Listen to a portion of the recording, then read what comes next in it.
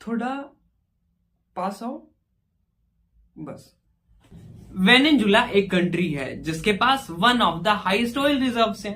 अब Donald Trump वहां के प्रेसिडेंट को रातों रात उठवा लेते हैं। वेनेजुला के पास ऑयल तो बहुत ज्यादा है, लेकिन जो ऑयल है वो बहुत ज्यादा थिक है। अब क्योंकि ऑयल बहुत ज्यादा थिक है तो उसे एक्सट्रैक्ट करने के लिए, उसे प्रोसेस करने के लिए एडवांस टेक्नोलॉजी और एडवांस मशीनरी चाहिए, और इनकी जो मेंटेनेंस होती है, उनकी जो कॉस्ट आती है, बहुत ज्यादा एक्सपेंसिव होती है।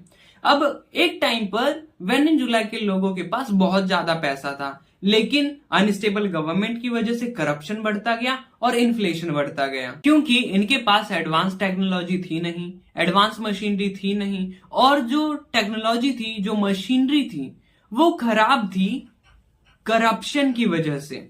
इसी वजह से जहां पर Venezuela 3 million barrel oil per day extract करता था, ये नंबर घट के केवल और केवल 9 लाख बैरल पर डे पर आ गया था।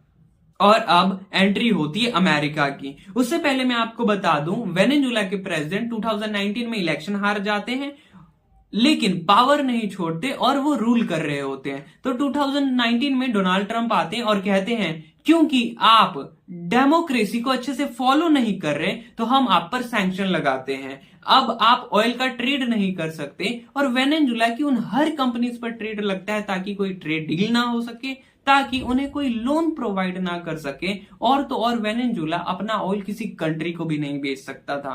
वेनेजुला जिसकी ऑलमोस्ट पूरी इकोनॉमी ऑयल पर डिपेंडेंट थी, अब वो ऑयल का ट्रेड नहीं कर सकती।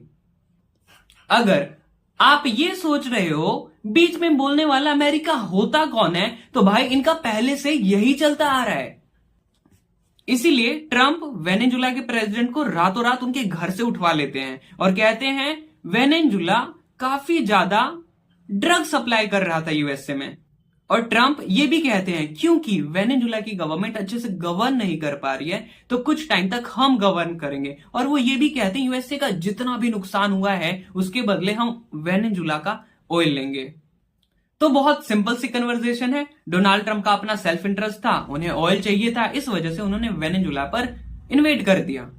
अब आप बताओ, आज के टाइम पे क्या कोई कंट्री दूसरी कंट्री को ऐसे डायरेक्टली इन्वेड कर सकती है? अब इन सब चीजों से प्रिवेंट करने के लिए यूएन बन रखा है। यूएन उस हर चीज में दखल अंदाजी करता है, यूएन उस हर देश के अंदर दखल अंदाजी करता है जिसका नाम यूएसए नहीं है। The reality is UN don't have that much power कि वो जाके क्वेश्चन भी पूछ सके।